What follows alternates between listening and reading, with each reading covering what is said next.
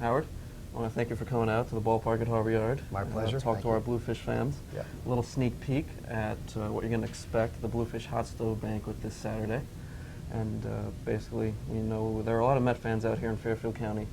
So we wanted to get your take on maybe one of the most exciting games, maybe even in World Series history, Game 6, 1986. Okay. Well, certainly that was one of the most exciting games I've ever been involved in. We were down, everybody knows the story. We were down by 2 runs in the last inning with 2 outs and nobody on. And Gary Carter was up, and he had 2 strikes on him on more than one occasion during that at-bat, and fouled off pitches and finally got a base hit.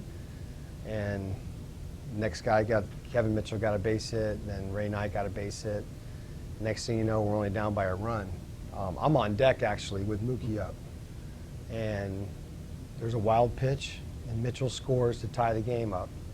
And at that point, it was just a matter of when we're going to win this game, because the miracle had pretty much happened. And then Mookie hits that ground ball at first base, and I'm on deck. I'm kind of watching what's going on, kind of preparing to hit, when I saw the ball go under his glove. I saw Bill Robinson, the first base coach, throw his hands up in the air, pointing fair, fair, fair.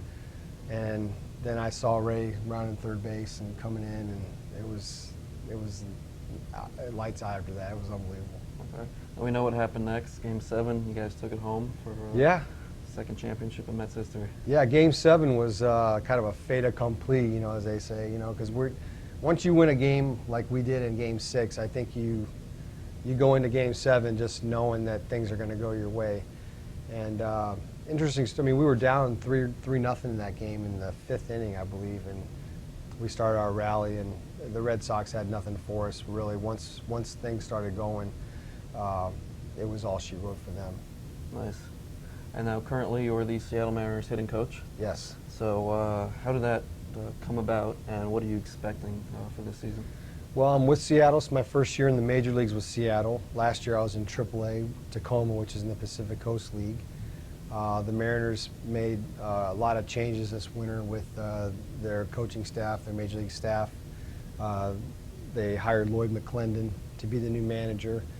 And I know known Lloyd for a long time, played against him many years when he was with the Pirates, and have a great respect for him. And I basically interviewed and got the job, and was very, very excited to hear about that. And I think one of the big selling points we have is we have a lot of really, really great young ball players that came through the organization that we're expecting to make a big impact this year.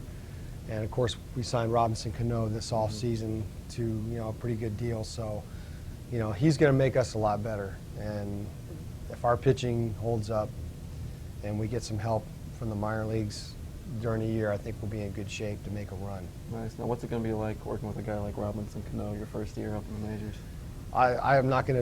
I'm dead serious. I'm very much looking forward to seeing him on a daily basis. And I'm one of those guys because I played, and I really appreciate what he does in the batter's box. And he's truly a natural player. I saw him when he first came up with the Yankees in Staten Island. I was coaching in Brooklyn when he started out, so I remember him when he was just a kid, and to see where he is now. And he's one of those guys that, as a coach, you use him as an example of what to do when you're using video. And a lot of my players, especially our young Dominican players, they love Robinson Cano. They'll watch video of him all day long, and now they get to see it on a daily basis. So I think that is a huge advantage for us. Once you see that greatness every day, you can't help but some of that just kind of rub off on you. So that's what we're hoping. Yeah, he's certainly going to be an asset to you and the Mariners organization. Yes, he is. Many years to come. Now, you're pretty familiar with independent baseball yourself. 2 years ago, you signed on with the Rockland Boulders, something very special. Yep. Got to play 2 games with your son. Yes. Now, tell us about your take on independent baseball and then that experience itself. Well, I know independent baseball, just because it's the name of independent is there, doesn't mean that it's not good quality. It's very high quality. Not to mention the fact that my son played in independent league, and I got a chance to play with him, which was a real treat for him and myself. That was the last time I really did anything competitive on a field, and after that I had my knees replaced, so that was it. But it's independent leagues they're awesome. They're fun to watch, and even last year, you know, we faced players on other teams that had been signed out of independent leagues, the Atlantic League especially. So there are Major League ball players, you know, playing throughout the United States, not necessarily with the big league uniform on, that are going to get a chance. And that's one thing that independent ball does. It gives people a chance to see them on a regular basis and be close to them where they wouldn't have that access in a Major League stadium. Certainly. Now, what was this experience like playing with your son over in Rockland? It was cool. He hit second, I hit third, and I DH. I was going to try to play the field, but I couldn't move.